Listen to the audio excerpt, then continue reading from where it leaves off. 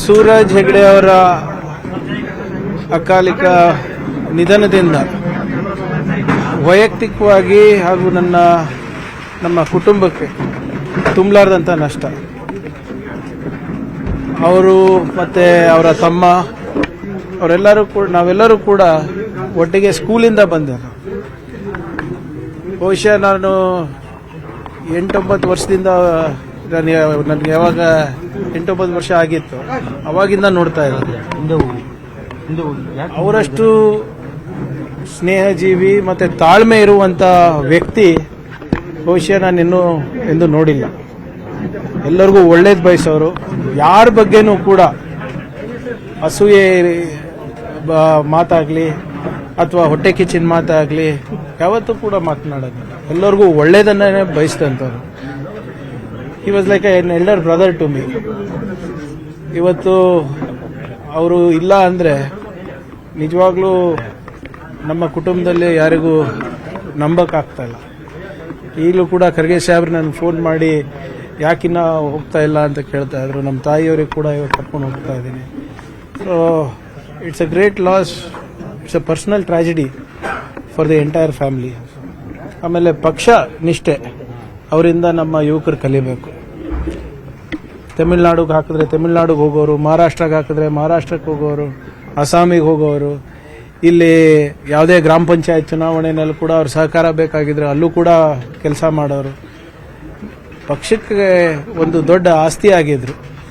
ಈಗಲೂ ಕೂಡ ಮುಂದಿನ ಬಾರಿ ಅವರಿಗೆ ಎಲ್ಲಾದರೂ ಅವಕಾಶ ಇದ್ದಿದ್ರೆ ಕಲ್ಪಿಸ್ಕೊಡ್ಬೇಕು ಅಂದ್ಬಿಟ್ಟು ಮಾನ್ಯ ಮುಖ್ಯಮಂತ್ರಿಗಳಿರ್ಬೋದು, ಖರ್ಗೆ ಸಾಹೇಬ್ರಿರ್ಬೋದು, ಅವರ ಪರಿಶ್ರಮಕ್ಕೆ ತಕ್ಕ ಸೂಕ್ತವಾದಂಥ ಕೂಲಿ ಕೊಡಬೇಕು ಅಂತ ಕೂಡ ಅವರು ಈ ಸರಿ ತೀರ್ಮಾನ ಮಾಡಿದ್ರು. ಬಹಳ ದೊಡ್ಡ ದುರ್ದೈವ.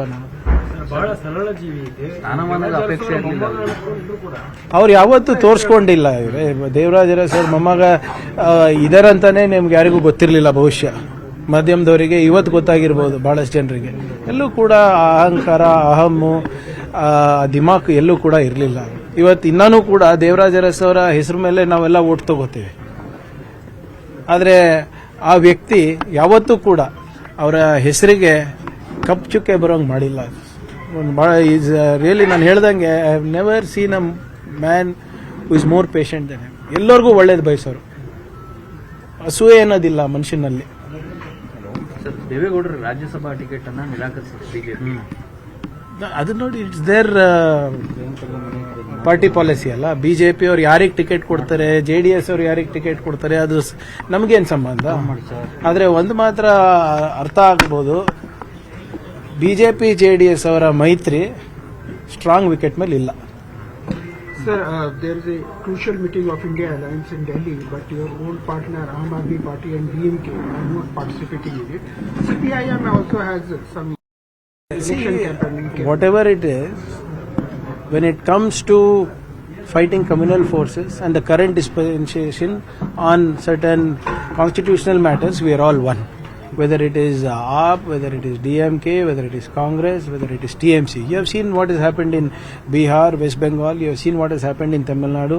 Yes, there might be certain differences, but nothing is bigger than the constitution. Nothing is bigger than the stability for the country.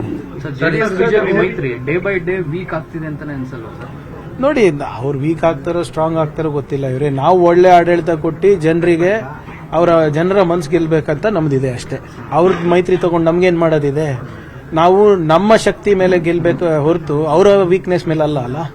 ಅವ್ರೇನಾದ್ರೂ ಮಾಡ್ಕೊಳ್ಳಿ, ನಮ್ಗೆ ಅದು ಸಂಬಂಧ ಇಲ್ಲ. ಆದ್ರೆ ಬಿಜೆಪಿ, IT, ED, CBI ಇರಲಿಲ್ಲ ಅಂದ್ರೆ JDSಗಿಂತ ಕನಿಷ್ಠ ಪ್ರಾದೇಶಿಕ ಪಕ್ಷ ಆಗುತ್ತೆ ಸರ್. ಇನ್ ಬಿಟ್ವೀನ್ ಬಿಜೆಪಿ ಅಲ್ಲ, ಕಾಂಗ್ರೆಸ್ 5ನೇ ಅಭ್ಯರ್ಥಿ ಕಣಕ್ಕಿಳಿಸಿದ್ದಾರೆ, JDSನವರು ಕೂಡ 3ನೇ ಅಭ್ಯರ್ಥಿ ಕಣಕ್ಕಿಳಿಸಿದ್ದಾರೆ. MLC ಕಾಂಗ್ರೆಸ್ ಅಭ್ಯರ್ಥಿಗೆ ಗೆಲುವಾಗುತ್ತೆ, ಜಯಬೇರಿ ಆಗ್ತಾರೆ, ಅದರಲ್ಲಿ ಯಾವುದೇ ರೀತಿಯಾದಂತ ಅನುಮಾನ ಇಲ್ಲ ನಮಗೆ. ಸರ್, ಈಗ ರಾಮಲಿಂಗಾರೆಡ್ಡಿ ಅವರು ರಾಜೀನಾಮೆ ವಾಪಸ್ ಪಡೆದಿದೆ ಅಂತ ಹೇಳ್ತಾರೆ, ಬಟ್ ಮುಗಿಸ್ಕೊಂಡಿದ್ದಾರೆ, ಎಲ್ಲೂ ಕೈ ಸಿಗ್ತಾ ಇಲ್ಲ ಅವರು ಪಕ್ಷದ ಮೇಲೆ ಅಂತ. ಯಾರು ಹೇಳಿದ್ದು?